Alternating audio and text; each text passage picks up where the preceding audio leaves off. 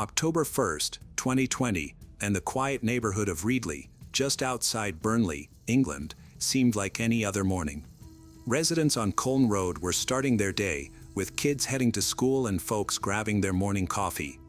But at 8:45 a.m., a call came into Lancashire Constabulary that would shatter the calm. When officers arrived, they were met with a scene that would haunt them, a home scarred by smoke and fire. Inside, the lifeless bodies of Dr. Saman Mir Sacharvi and her daughter, Vian Mangrio. The discovery sent shockwaves through the community, police scrambling for answers. Dr. Saman was a respected psychiatrist at the Lancaster and South Cumbria NHS Foundation Trust. Vian, a bright student at Marsden Heights High School in nearby Nelson, was known for her academic spark and enthusiasm for life. The two living together in their Colne Road home. But that morning, something had gone horribly wrong.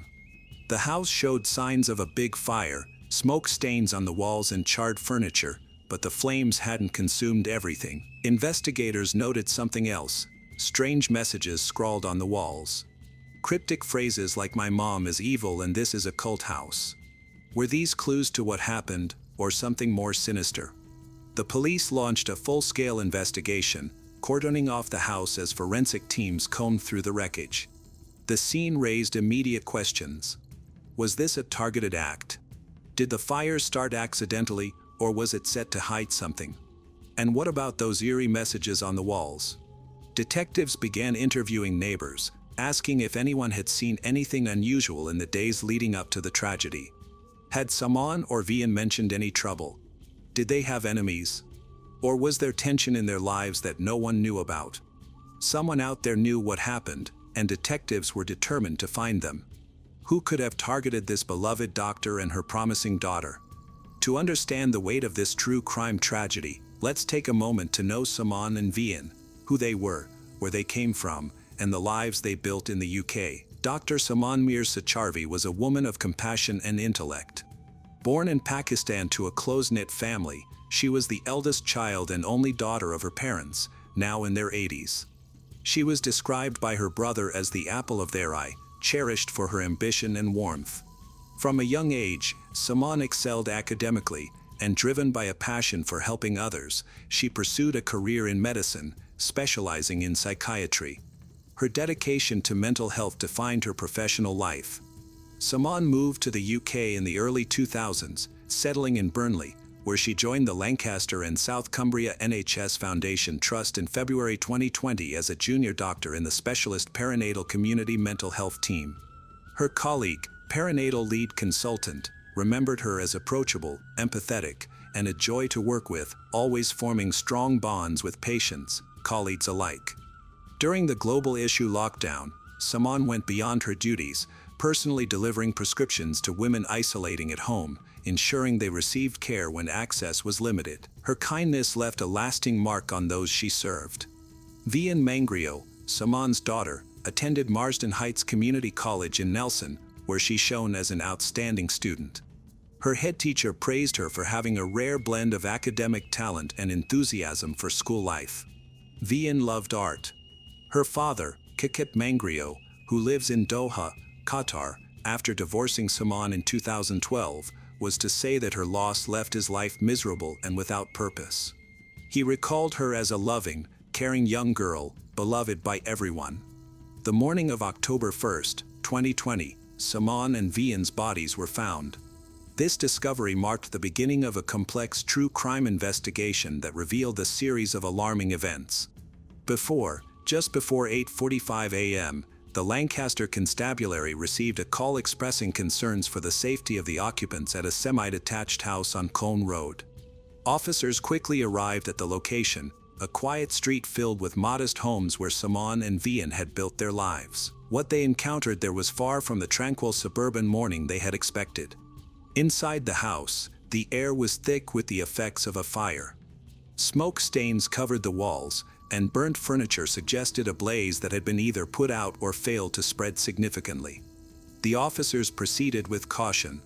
In the front bedroom upstairs, they discovered the body of Dr. Saman Sacharvi. She was lifeless, evidence indicated she had been involved in a violent struggle.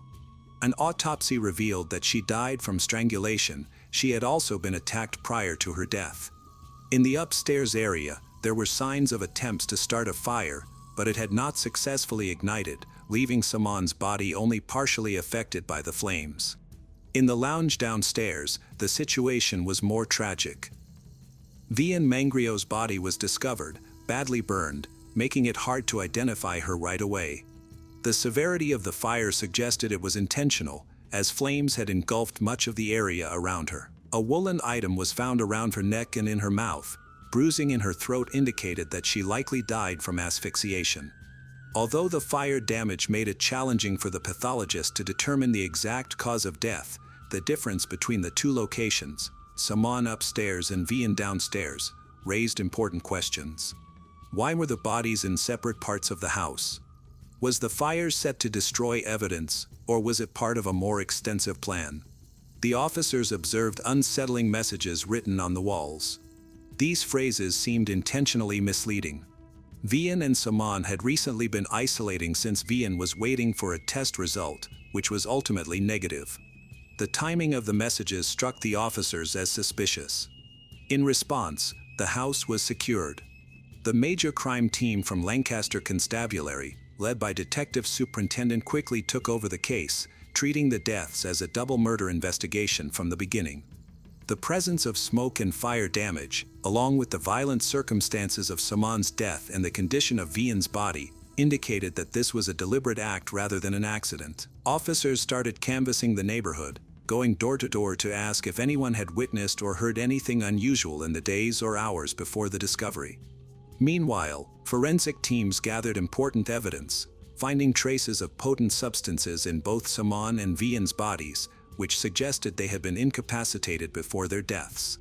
These substances were later identified in court as a mixture of a sedative, wine, and fruit in a smoothie, pointing to a chilling level of premeditation. The fires also seemed intentional, one in the lounge where Vian was discovered, another in the upstairs bedroom near Saman, and a third in the kitchen, where the police believed a kettle had been ignited to simulate an electrical fire. These details implied that the perpetrator was familiar with the house, having both access and time to arrange the scene. The investigation shifted to focus on Saman and Vian's close associates, people who had been in their home on September 30, 2020, and had the means to commit such a precise act. The discovery of the bodies marked a significant turning point for the police and deeply affected the lives of those who knew Saman and Vian. News spread rapidly through Reedley. By midday, neighbors gathered outside the police perimeter, leaving flowers and condolence notes. The police continued their work tirelessly, aware that every piece of evidence, including footprints and fibers, could bring them closer to solving the case.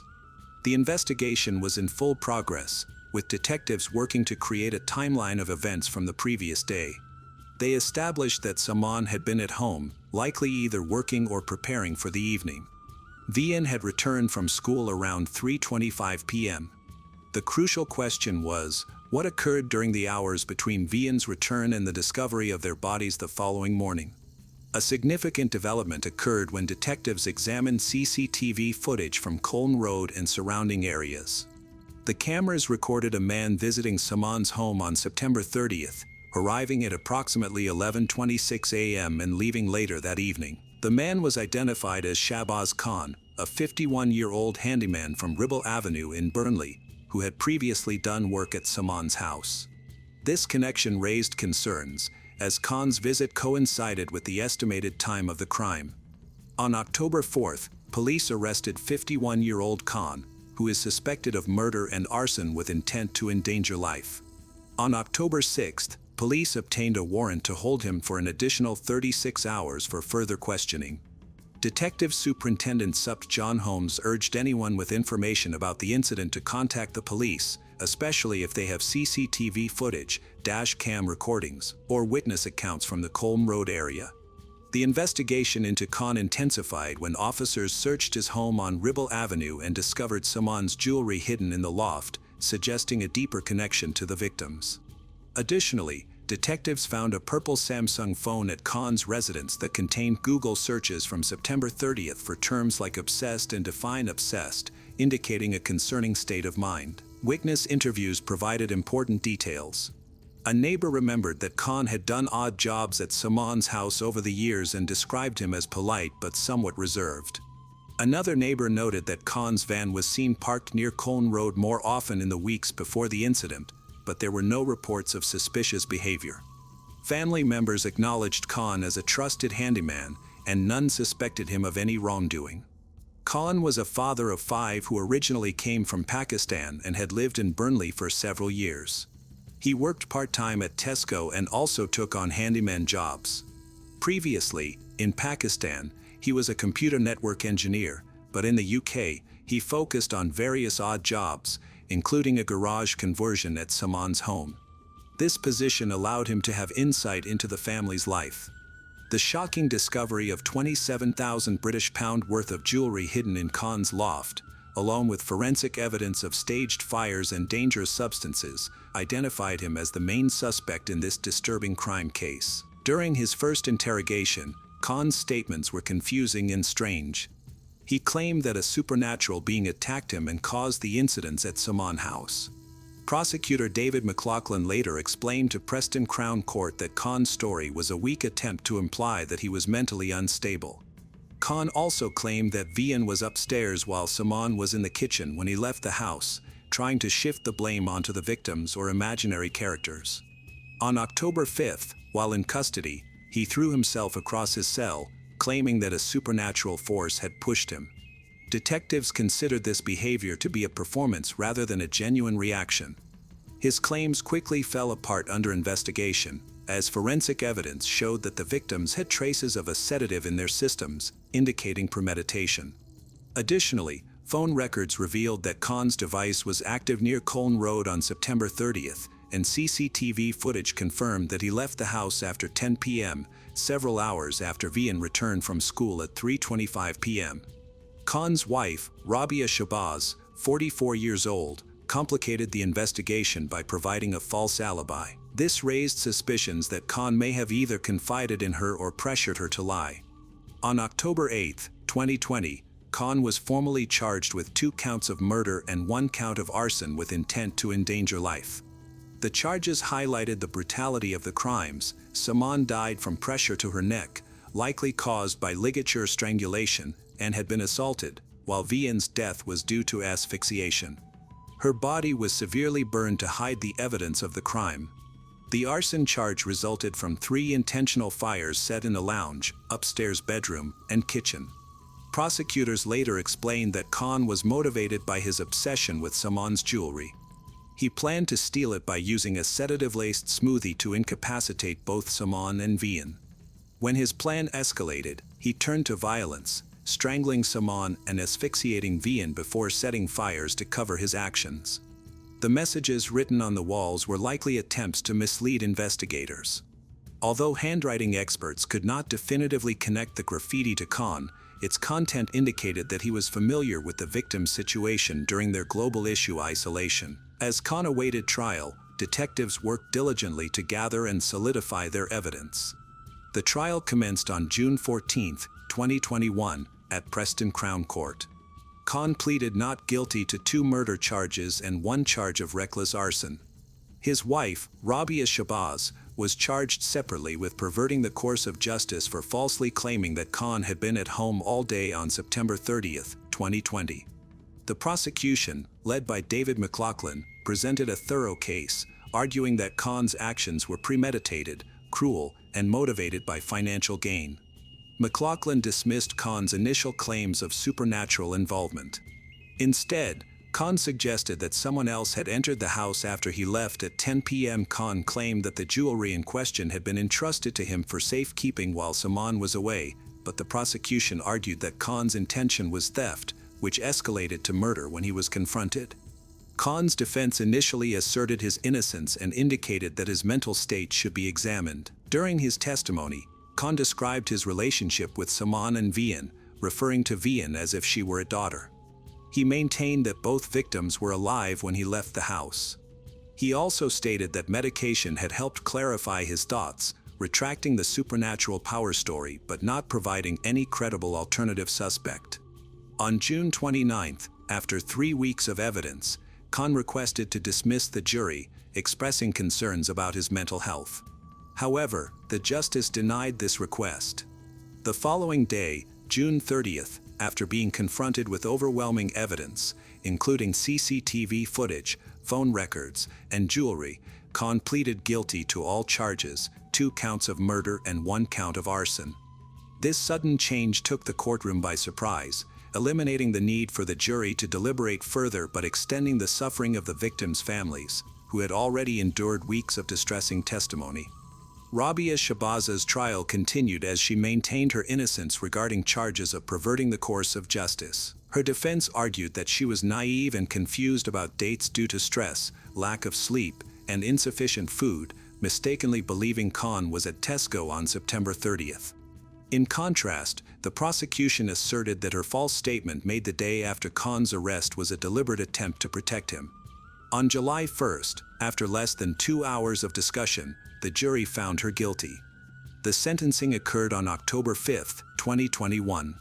Khan was sentenced to life in prison, with a minimum term of 34 years. The lengthy sentence reflected the premeditated and intentional nature of the murders, which were driven by financial motives. Rabia Shabaza's attempt to shield her husband, Khan, by providing a false alibi led to her conviction for perverting the course of justice, earning her a 15-month prison sentence. Early in the investigation, a second suspect, a 56-year-old man, was arrested but released without charge, narrowing the focus to Khan. Dr. Saman Mir Sacharvi's legacy endures through her compassionate work at Lancaster and South Cumbria NHS Foundation Trust, where she supported vulnerable patients during the 2020 lockdown, while Vian Mangrio's brilliance at Marsden Heights Community College continues to inspire her peers. Their loss reverberates through Reedley, a reminder of the enduring impact of 2 remarkable lives cut short on Colne Road. As of May 2025, there have been no significant updates on the case. Khan is currently in prison, serving a life sentence without the possibility of parole. This concludes the tragic story from Burnley, a crime tale that reveals the depths of human greed and the strength of those left behind. Magdalena Aguilar Romero, a vibrant young woman with great potential, repeatedly sought help to protect herself from her abusive ex-husband. Despite her persistent pleas for safety, she received no response. Magdalena, also known as Magda Aguilar Romero, later took on the last name Arciniega after her marriage. She was born on November 18, 1990, in Tasca de Alarcón, a mining town in Guerrero, southwestern Mexico. As the youngest of 3 siblings and the only daughter of their family, she was raised in a challenging environment. Her father worked in a local silver mine, which was a demanding and hazardous job. Despite the health and safety risks, his work provided a steady income to support their large family. Her mother was a stay-at-home mom who focused on raising her 3 children and managing the household.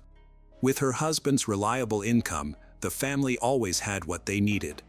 While they weren't rich, they lived in a spacious and comfortable home. Their sons and Magdalena went to good schools, they participated in sports and other activities. By the mid-1990s, they bought their first car. Magdalena's parents and older brothers cherished, pampered her. She was smart, kind, and sociable. She excelled in school. In middle school, she developed a strong interest in biology and anatomy. Initially, Magdalena aspired to become a cardiologist, but in high school, her focus shifted to nutrition, healthy eating, and wellness.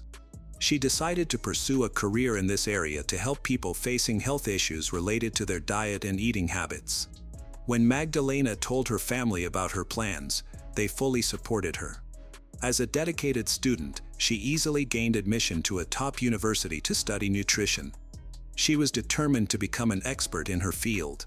Instead of moving into the dorms, Magdalena chose to live at home with her family, commuting to university by bus, despite the nearly hour-long journey each way.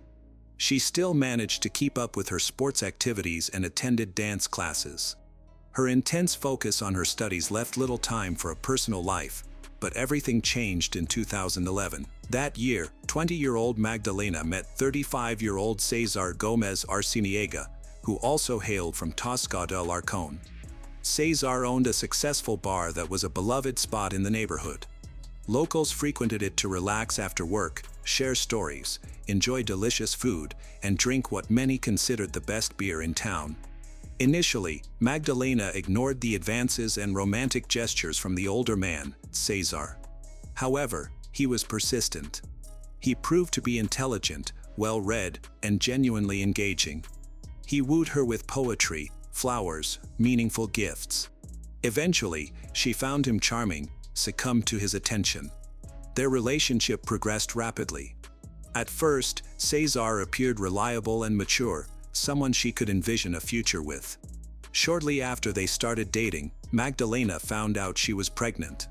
This news shocked her, but Cesar was thrilled. He promptly expressed his desire to marry her. Magdalena agreed to his proposal. Both her family and Cesar's relatives supported the marriage, with no objections or obstacles to their union. In 2011, they officially tied the knot in a simple ceremony at a local chapel, attended by only close relatives and a few friends. After the wedding, Magdalena moved into Cesar's home, which was located in the same building as his bar. At that time, she was in her third year of college, but with a baby on the way and the responsibilities of being a newlywed, she chose to pause her studies to focus on her expanding family.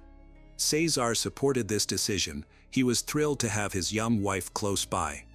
With a steady income from the family business, Magdalena didn't have to work and had everything she needed. She adjusted to domestic life. Soon they welcomed their first son. Less than a year later, Magdalena discovered she was expecting again. In the summer of 2013, she gave birth to their second son. Things began to change in early 2014 when Magdalena decided to go back to school to complete her degree. This decision led to strong opposition from her husband, Cesar, who insisted she should wait a few more years. He argued that their young sons needed their mother at home full-time. However, Magdalena was eager to return to her studies, especially since her parents were willing to help take care of the boys. They fully supported her ambition to finish her education. Magdalena quickly adjusted to being a student again, but Cesar reacted negatively. He became increasingly jealous and controlling, wanting to know her whereabouts at all times and often starting arguments over minor issues. Initially, Magdalena thought his behavior would improve, but instead, it only escalated.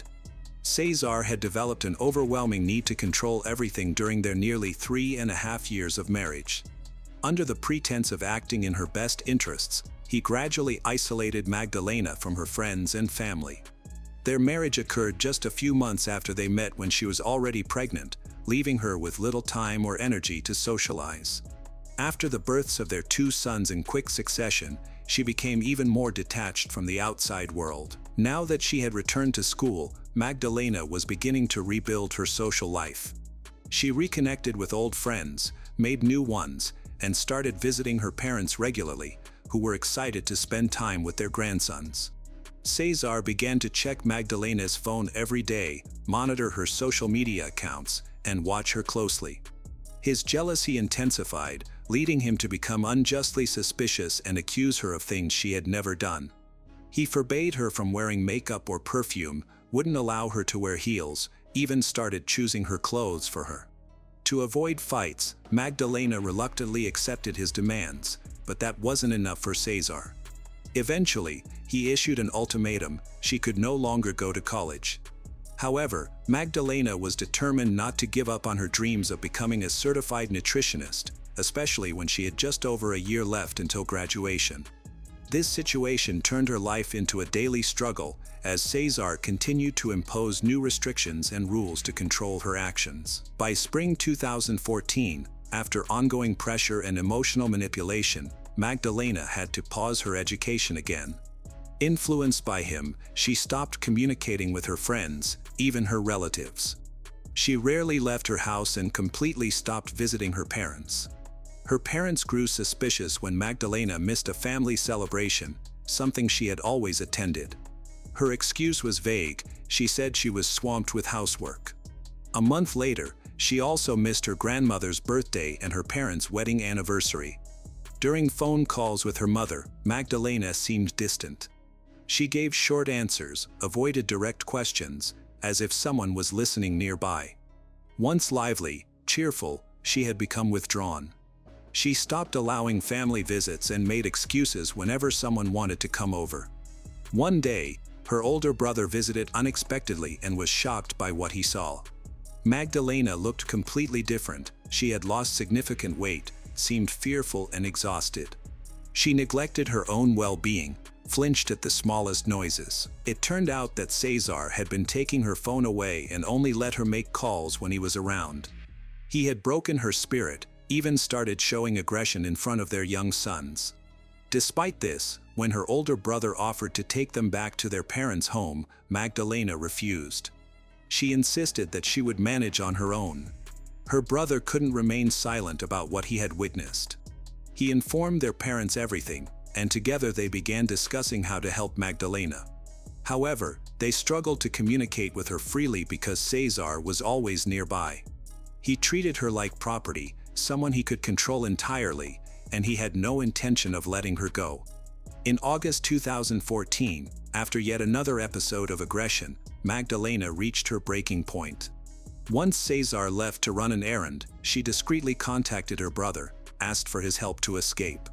She quickly packed only essential items and documents, gathered her children, and sneaked out through the back door to avoid running into Cesar's mother, who lived with them. Despite witnessing the abuse, her mother-in-law had always supported her son. The brother took Magdalena and the boys to their parents' house. As expected, Cesar became very angry when he learned that his wife had left with their children. He went to his in-laws' home, demanding Magdalena return, but her father and brothers prevented him from entering, threatened to call the police if he didn't leave right away. The next few months were like a nightmare for Magdalena and her sons. They only left the house when accompanied by her father or brothers because they were afraid Cesar might try to kidnap them. Magdalena reached out to the local authorities for protection from her partner's harassment, but the police did not consider her situation to be a serious threat and denied her request for help. A month after moving out, Magdalena decided to file for divorce. At that point, Cesar changed his approach. He started apologizing and begging her to return, insisting he had changed and would never harm her again, while expressing his love for her. However, Magdalena didn't believe him. She knew him well enough to see that he was just trying to manipulate her again. For a while, he attempted to persuade her to come back, but when he realized she was not going to return, he resorted to threats, emotional pressure. Magdalena often felt anxious, constantly checking her surroundings in fear that he might appear unexpectedly. She visited the police twice more in hopes of obtaining a restraining order against Cesar, but both times her requests were denied. The officers insisted that she was not in any real danger. By early 2015, their divorce was finalized. The court decided that their sons would live with their mother while their father would have visitation rights, including weekends and holidays. At that point, Cesar seemed to have calmed down. He stopped reaching out to his ex-wife and appeared to be moving on with his life. This change allowed Magdalena to finally relax. She returned to college, earned her degree, soon found a good job at a private clinic in her field. Surrounded by friends and family, she began to thrive, earning a stable income and making plans for her future. Nearly 3 years had gone by since the divorce. Cesar no longer attempted to interfere in Magdalena's life. He adhered to the set schedule for picking up and dropping off the boys. Sometimes, Magdalena would go to his house to collect them, but she never went by herself. Her father or one of her brothers always accompanied her. Although Cesar tried to be friendly, Magdalena never felt completely safe around him. Deep down, she knew she could never trust him again. The years she spent living with him, filled with emotional and physical abuse, had left a lasting impact. On January 13, 2018, the boys were with their father. The Romero family was supposed to attend a memorial service at a local church for a recently deceased relative that day. Magdalena informed her mother that she would be late because Cesar, the boys' father, had refused to take them to the church. She arranged to pick them up herself and agreed to meet Cesar at a park near his house. After waiting for about 30 minutes, Cesar called to inform her that he had a sudden errand and had left the boys with his mother, who was unwell and unable to bring them to the park. With no other option, Magdalena decided to go directly to her former mother-in-law's house. While on her way, she called her mother to explain the situation and assured her she would arrive at the church within 30 minutes with the boys.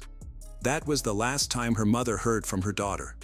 Magdalena never arrived at the church. Her phone first went unanswered and then was turned off completely. Concerned about Magdalena, her parents started contacting her friends, but no one had seen her. Trying to reach Cesar also yielded no results. That night, filled with increasing worry, the Romeros went to the police to report Magdalena as missing. However, the officers did not take their concern seriously. They pointed out that Magdalena was an adult and not required to check in regularly, adding that it had only been a few hours since anyone had last heard from her. The following day, the police again declined to start a formal search for the same reasons. Magdalena's parents took action, reaching out to everyone they knew for help. They quickly informed relatives and friends, who joined the search for her. News of Magdalena's disappearance spread rapidly on social media, with many sharing her and her son's photos, urging anyone with information to speak up. Flyers were put up throughout the town and on utility poles. When her parents visited Cesar's house, he refused to let them in. He expressed worry about Magdalena and the boys being missing, but he falsely claimed she had taken them and mentioned visiting someone. In reality, Magdalena had told her mother she was going to pick up the boys from Cesar's house to take them to church. The Romeros soon realized something was wrong and suspected that Cesar was not telling the truth. They approached the police again, but the authorities still would not open a missing persons case. They also refused to question Cesar or search his home, claiming there was no reason to do so. Feeling hopeless, Magdalena's parents kept searching on their own for over a week. As their fear and frustration increased, they began to organize public demonstrations to raise awareness about the case and pressure the authorities to act. Eventually, these efforts started to yield results. A neighbor of Cesar contacted the police to report that the boys were at their father's house. Other witnesses later stated they had seen Magdalena entering Cesar's home on the day she disappeared, but no one saw her leave. The public outcry from the Romero family eventually compelled law enforcement to take action. On January 22, 2018, a search warrant was issued for Cesar's residence. What investigators found inside was shocking. The police said that Romero's legs and arms were found inside a pot on the stove, while her cooked pelvis was discovered in a bag near the stove. The rest of her body was found in a nearby refrigerator. Cesar and his mother were caught off guard by the arrival of the police and had not cleaned the area beforehand. The officers brought in Magdalena's parents to identify her remains. The state of her body was distressing, but her parents quickly recognized their daughter. The shock was overwhelming for her mother, and she needed immediate medical help. A forensic examination revealed that Magdalena had suffered severe beatings before her death, which was caused by mechanical asphyxiation. She had been strangled. The most distressing detail that came to light later was that their sons, only 6 and 4.5 years old at the time, had been inside the house throughout the entire incident and witnessed everything. The violent attack on their mother occurred right in front of them. Sadly, they became important witnesses in the subsequent court case. Even though they were young and didn't fully understand what had happened, the older son later told investigators that he saw his father hitting and choking his mother as she screamed, tried to escape. He remembered how Cesar dragged her into the kitchen while their grandmother tried to keep the boys from coming in. The older boy disobeyed and peeked inside, only to see something terrifying. Cesar quickly became the main suspect. However, when the police arrived, they only found his mother and the boys at the house. Cesar had somehow escaped just hours before the search, almost as if he knew the authorities were coming. He took as much cash as he could and disappeared. That same day, his mother was arrested and taken to jail to await trial. She remained calm, even indifferent, when confronted by the police. She did not deny her role in the incidents involving her former daughter-in-law and showed no signs of remorse. Cesar's mother had always been aware of how her son treated his wife, but she consistently sided with Cesar. The investigation showed that while she didn't directly commit the crime, she was aware of her son's plans. She helped bring Magdalena to their home and concealing the evidence. Detectives were particularly disturbed by one aspect of the case: some body parts were cooked into a thick stew. Cesar's mother could not provide a clear explanation for these actions. During the trial, Magdalena's sons testified against Cesar's mothers, as they had witnessed the traumatic events involving their mother. The older boy had sneaked into the kitchen and saw hands boiling in a pot, along with his mother's head in the freezer.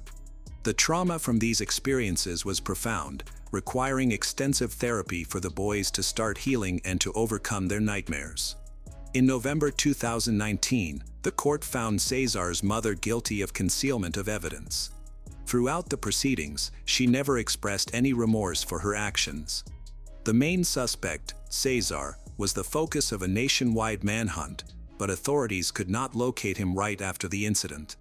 His mother said she did not know where he had gone. Despite significant media attention, public protests calling for justice, and extensive searches, Cesar remained missing. Authorities searched for him for over 4 years, both in Mexico and internationally, even enlisting Interpol's help, but all leads eventually went cold. In early July 2022, an unexpected incident occurred in Tijuana, a border city, when a bar fight broke out between two drunk patrons. The police arrested both men, one of whom was identified as Massimo Herrera Garcia. However, once at the police station, fingerprint analysis revealed he was actually Cesar Gomez Arciniega, a wanted fugitive who had been living under a false identity to escape capture. His intoxicated and aggressive behavior led to his arrest. After being identified, he was sent back to his hometown to await trial. He stalled the legal process by frequently changing attorneys, delaying the trial until fall 2023. By that time, Magdalena's sons had grown older and could better articulate their experiences. They testified against their father. In November 2023, Cesar was convicted of the premeditated and brutal murder of his ex-wife.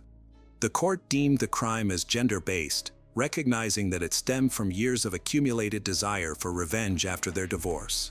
He received a sentence of 55 years in prison without the chance for parole. Magdalena's sons were then placed in the care of their maternal grandparents, who had worked tirelessly to seek justice for their mother.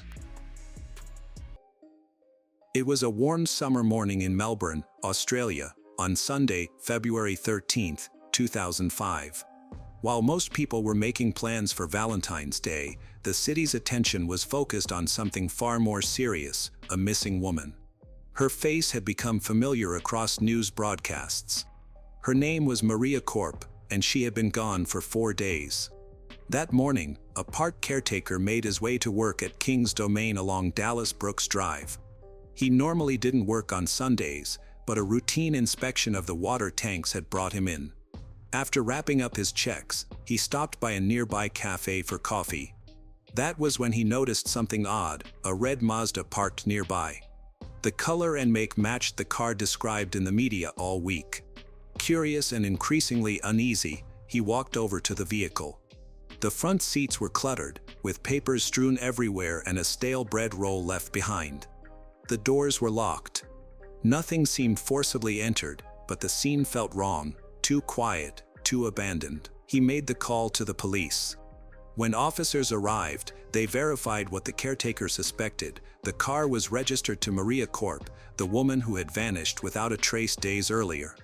Just after 1 p.m., forensic technicians began their search. From the outside, it looked like any other parked car until they opened the trunk. Inside, they found a woman, pale, injured, and completely still. It was Maria. There was no movement or signs of life. And then, suddenly, she breathed. Against all odds, Maria was still alive, but barely. She had endured what no one should: days trapped inside the scorching trunk of a car without food or water, suffering serious head injuries and with no way to call for help. By then, the heat of the Australian summer had turned the vehicle into an oven. Every second she survived in that space defied explanation. Maria was immediately taken to the hospital. Doctors determined she had suffered a traumatic brain injury, dehydration, and a dangerous lack of oxygen to her brain. She was placed in an induced coma and hooked up to life support. Her condition was critical. What led Maria Corp to that? Who wanted her gone? And could she survive long enough to tell the world what really happened? Maria's story began far from the busy streets of Melbourne, in a small, rugged village on the Portuguese island of Madeira. Born on January 14, 1955, she was one of 12 children in a devout Catholic family that lived high in the hills, surrounded by farmland and faith. Life was hard. The home had no plumbing, the toilet was outside, and the nearest hospital was hours away, likely unreachable without a car. Despite these challenges, the family was self-sufficient. They owned land, ran a productive farm, raised their children with discipline and devotion. Maria, like her siblings, worked in the fields and followed the rhythm of village life. She was gentle, quiet, never dreamed of much beyond what she knew: marriage, motherhood, and religion. Her heart had already chosen the boy next door. They were young and in love, planning a life together. Her family approved, his did not. Then tragedy struck. He was sent away for military service and never returned. He died before turning 20. The grief changed Maria. She often said she would never love anyone as deeply again. But her parents had other plans. They arranged a marriage for her with a man. At 19, Maria married a man she barely knew. They soon left Madeira in search of a better life. In 1975, they immigrated to Australia, settling in the suburbs of Melbourne. They both found work in a local factory. Maria adapted quickly. She learned English, adjusted to the culture, and found her footing in this unfamiliar land. Her husband, on the other hand, never settled. He disliked their new life and longed to return home, but Maria refused. Australia was their future. In 1978, they welcomed their daughter, Laura de Gois. They bought a modest home and lived simply. But in 1987, disaster struck again. Her husband died unexpectedly of a heart attack. He wasn't even 40. Maria, who was only 32, became a widow and a single mother overnight. With no time to mourn, she went back to work to provide for her daughter. She kept going, step by step, day after day. Somehow, she endured. Eventually, Maria found a second chance at love while working in a tire factory. There, she met Joe Corp, an Australian-born man who was 3 years younger and full of charm. He brought laughter back into her life. However, there was a significant issue: Joe was already married with children. Despite this, he was determined to win Maria over. Although she held strong religious beliefs and principles, her loneliness and hope gradually weakened her ability to resist him. Joe promised that he would leave his wife. Eventually, he did. His decision surprised his family. In front of his children, Joe told his wife that he was leaving her for another woman. While she had suspected infidelity, she never anticipated the public humiliation that followed. By 1991, Joe's marriage had officially ended, and within a few months, he married Maria. In 1994, they had a son named Damien. They lived with Maria's daughter, Laura, in a peaceful suburb of Melbourne. To the people around them, they appeared to be a happy couple. Maria's family believed she had found a sense of peace in her new relationship. They often remarked that Maria loved Joe just as much as she had loved her previous husband. They frequently traveled to Portugal, bringing gifts for Maria's relatives, such as household appliances and electronics, anything they needed, thanks to Joe's support. Some of Maria's siblings thought he was showing off, while others appreciated his generosity. In their eyes, Joe had become the favored son-in-law. Beneath the surface of their quiet home life, things were not as they appeared. Joe had a complicated past. Before Maria, he had relationships with other women. While married, he was unfaithful and even boasted to his brother about his affairs. His ex-wife later shared that he was very controlling, discouraging her from working and telling her what to wear, all while pretending to care. Joe always wanted everything to go his way. Joe was born in 1958, was one of 5 siblings in a typical Australian family. He performed well in school, enjoyed sports, but when he enlisted in the military in 1976, he struggled to adapt and left after less than a year. The tough conditions led him to skip duties to watch cricket matches or spend time with his girlfriend. In 1977, he married, and he had 2 children. Joe worked at a tire factory and eventually became a manager. On the surface, he seemed like a dedicated family man, but he had his secrets. When Maria entered his life, it wasn't just another fling, he decided to be with her for good. Together, they built a new life. Maria continued to work, take care of her children, support her family, and serve her church, while Joe became her partner and a source of strength. However, their relationship had hidden problems. At first, the issues were minor and easy to overlook, but over time, they expanded into something much more serious, leading to a shocking incident. After years of saving, they started building their dream home, a spacious 5-bedroom house featuring a home cinema, a beautiful garden, a large walk-in wardrobe, and a garage for 3 cars. It was more than Maria had ever hoped for, all made possible through years of discipline and careful budgeting. When the house was finally completed, Maria felt a deep sense of pride. To the outside world, her life seemed perfect, a loving husband, 2 children, and a big home. Beneath the surface of their seemingly perfect marriage, the once passionate relationship between Joe and Maria had started to fade. Joe developed new interests that Maria struggled to comprehend, particularly in their intimate life. As a result, she became more emotionally distant. Seeking solace, she found refuge in church and eventually stopped sharing a bed with him altogether. They began sleeping in separate rooms, growing further apart. While Maria sought comfort in her faith, Joe escaped into a fantasy world.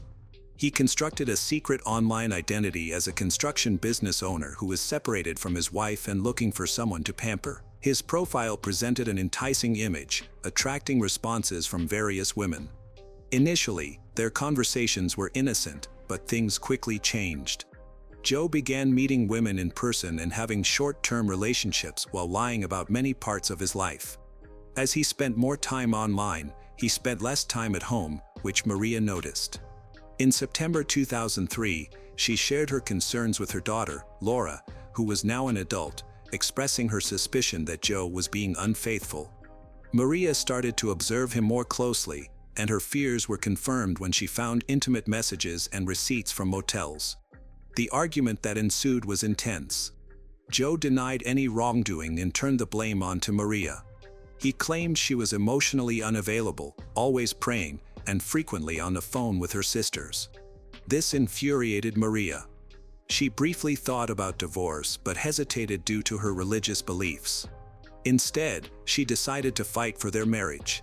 Determined to win Joe back, Maria made significant changes in her life. She started a diet, refreshed her wardrobe, and even agreed to join him at swinger clubs, actions that were completely out of character for her. She hoped this would rekindle their bond. However, nothing improved. Joe continued his affairs, often stayed out late, and the lies persisted. By early 2005, Maria had reached her breaking point. She threatened to leave, changed the locks, and kicked Joe out. This time, Joe took her seriously. He promised to change, said he would end his affairs, and wanted to start anew. For a brief moment, it seemed like they could reconcile. Maria even told her friends that things were looking up. But then came Wednesday, February 9, 2005. The day started like any other. Maria and Joe woke up early to get ready for work, both of them working at different factories. Around 6:30 a.m., Maria left the house, followed shortly by Joe. Their daughter Laura was still living with them but had a later start time for her job and was still asleep when they left. Everything appeared normal until midday. The school called to inform that their son, Damien, had not been picked up. It was Maria's responsibility to pick him up every day, but no one could reach her. Confused, Joe went to collect Damien himself. He wondered if he had misunderstood or if Maria had asked him for help and he'd forgotten. However, when he returned home, Maria was still missing. As night fell, she had yet to return. Calls to her phone went unanswered, and none of her friends had seen or heard from her. The situation became even more alarming when they discovered that Maria had not shown up for work and had not called in sick. There were no messages or explanations. Maria was not the kind of person to just disappear. That evening, Joe reported Maria missing. The authorities responded immediately. By the next morning, her disappearance was all over the news. Her photo and a description of her missing red Mazda were broadcast on TV and printed in newspapers. The community anxiously hoped for updates. However, what no one realized was that a dark and troubling truth was already visible. Time was quickly running out. The breakthrough in the case occurred just 4 days after Maria disappeared. A city worker found her Mazda parked near King's Domain in Melbourne. It appeared to be an ordinary car until investigators checked the boot. Inside, they discovered Maria crumpled and motionless. She was alive but in critical condition. Doctors identified a severe head injury, but the real concern was the trauma to her neck, indicating someone had attempted to strangle her, cutting off her oxygen for long enough to cause permanent harm. Believing she was dead, the attacker had stuffed her into the boot of her own car. She endured 4 days in that sealed space without water, food, or airflow during the peak of the Australian summer. She was quickly taken to the hospital, put into an induced coma, and connected to machines. Doctors estimated she had only a 25% chance of survival due to severe oxygen deprivation, which had caused significant brain damage that might be irreversible. While the medical team worked hard to save her life, detectives were looking into a different issue: who had tried to kill Maria. They didn't need to look far for a suspect. Before she went missing, Maria had prepared for a potential crisis. She had given a close friend a bag containing printed emails, hotel receipts, and proof of her husband's cheating. "If anything happens to her," she said, "please give this to the police." The warnings didn't come without reason. Maria had been regularly visiting a psychic, and one of them warned her that she was in danger. The warning was clear: her husband might be involved. Maria took this seriously, and she wasn't alone in her concerns. Joe's brother, Gust, also had doubts early on in the search. Gust feared something terrible might have already happened to his sister-in-law. Additionally, Maria's daughter, Laura, recalled something unsettling. On the night Maria was attacked, February 9th, Laura suddenly woke up in the middle of the night and thought she heard her mother scream. When she went downstairs, she found Joe there, calm and smiling. He told her that Maria had just had a bad dream. Uncertain, Laura returned to bed. It was only later that she would start to question whether that scream was the moment her mother's life was in jeopardy. Joe had a solid alibi. He was at work all day, as confirmed by his co-workers. He picked up his son from school and showed real concern when Maria didn't return home. His timeline seemed perfect, but the police had doubts. While they believed Joe may not have directly harmed Maria, they thought he could have been involved in planning it. Soon, investigators uncovered another person of interest, a woman named Tanya Herman. Tanya Herman's story began in 1966. She was born into a traditional working-class Catholic family as one of 4 children. Her childhood was normal. She enjoyed sports, was friendly, often dreamed of love and weddings. At 21, she married in 1987, but her husband was abusive, leading to a difficult divorce. Her next relationship ended in betrayal, but it also brought her a daughter, whom she raised by herself. To support her family, Tanya held various office jobs, worked early shifts, and eventually moved to Melbourne for a fresh start. During this time, she worked as a waitress at a club, where she met Mr. Herman, a sailor.